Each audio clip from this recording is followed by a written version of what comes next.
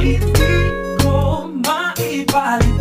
ko maipaliwanag. Soon may the wellerman come to bring us sugar and tea and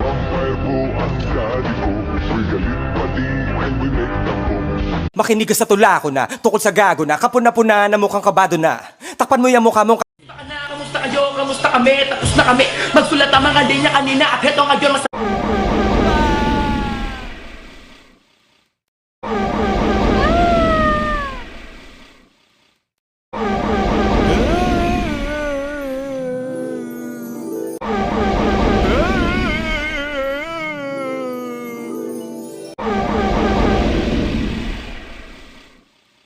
Vampire po ang daddy ko. We're galit pati and we make tampo. Vampire siya noon ngunit ngayon nag-anymore. Vampiro po ang tatay ko. Vampire ang daddy ko.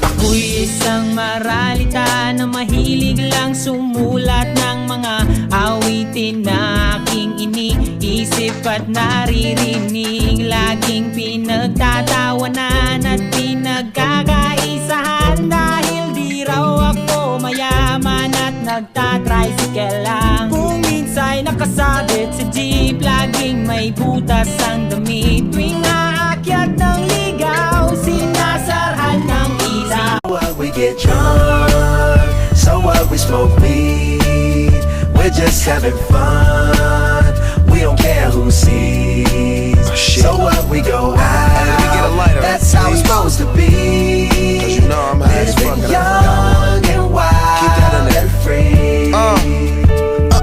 Let's join, halika't tikman ang lechong manok. Siguradong masarap ito, talagang patok sa ating masa. Ito ay masarap at masustansya, malalasak mo ang bango, hindi ka magsasawa. Mula Tondo, Maynila, Cavite at San Pedro, ito ay kilala lechong manok ni Senyor Pedro. Talagang panigurado, ikaw ay mapapayab. Pwede itong ipamulutan o sa kanin ay iulam. Pili na, tara na, so ng mga pera nyo. Sa lechong manok ni Senyor Pedro, busog kayo. Talagang ito'y the best at hindi ka magsisisi. Samahan mo pa ng sabaw with toyo and sili.